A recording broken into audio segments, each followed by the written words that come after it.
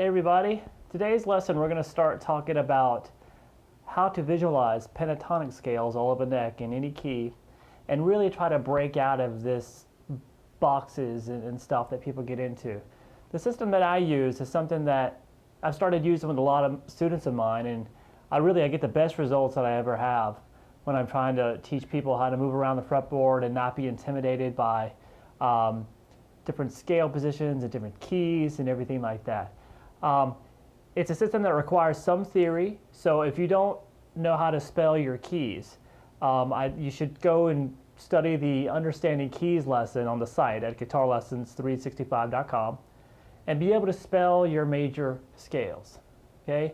Now after you've done that, it's a pretty simple system that at first you just work it through slowly, but it'll become second nature to you, and it's really kind of looking at the neck like a musician would look at it, not just as like a series of boxes. Okay, so if you don't know this material yet, study up on the keys, study up on the scale forms as well, which we also have on the site, and then we're going to put those together and learn how to visualize the guitar neck. Okay, have fun.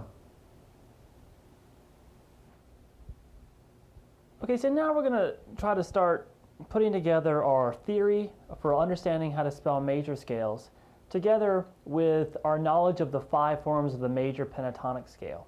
Now, we're going to use this pentatonic scale to not only play major pentatonic, but minor pentatonic and a lot of modal pentatonics. So you're going to get a lot out of these 5 forms. So let's start by just explaining this system. If you can spell a scale, let's say we have the key of G major. If you understood your keys, you should be able to say the 7 notes in a row of the G major scale. That would be G, A, B, C, D, E, F sharp, and G if you want to go back to the octave. So there's 7 notes all the way up to F sharp, and we have 5 forms of the pentatonic scale. Now the pentatonic scale doesn't use all 7 of those notes.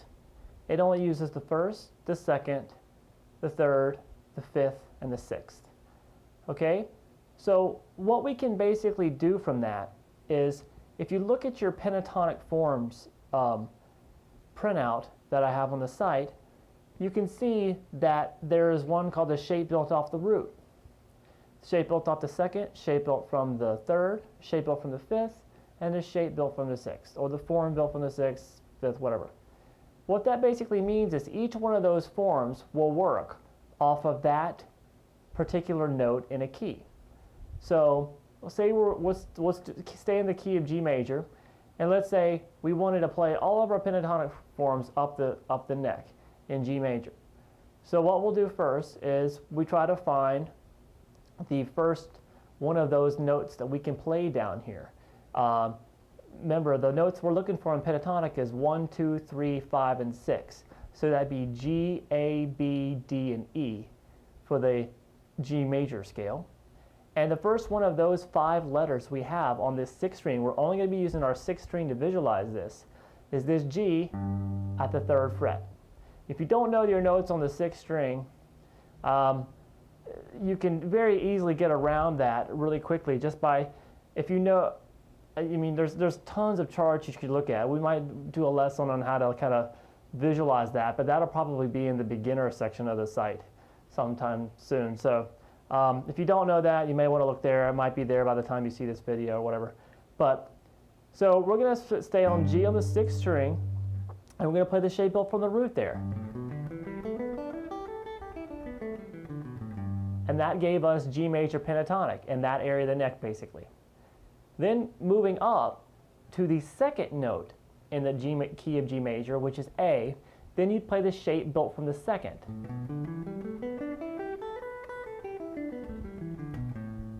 Now, so that gives us basically the key of G major pentatonic in that area of the neck. So this is the shape built off the 2nd. So no matter where I'm at, say I wanted to play the key of C using this very same shape. Well, in order to figure out how to do that, I would have to figure out what the 2nd note in the key of C major is, and it's D. So I would find D on the 6th string and put that form right there. and suddenly that form becomes C major right there. If I wanted the key of A major, well, what's the second tone in A major? It's B. So I'll go to B and play the exact same form again.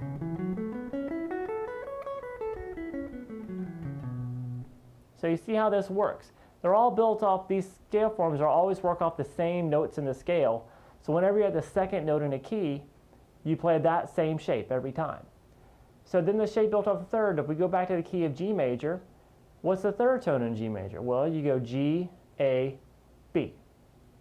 So you go up to B, and you play the shape built from the third.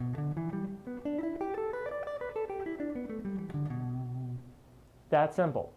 If you wanted E major, you think of what's the third tone in E major, you spell your E major scale out, and you'll see that the third tone that you say in that scale is G sharp. And then you play that shape up from the third right there,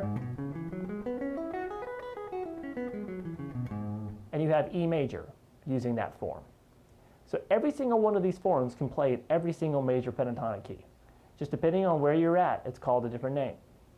So then let's keep going. We have the shape built from the fifth because we skipped the fourth.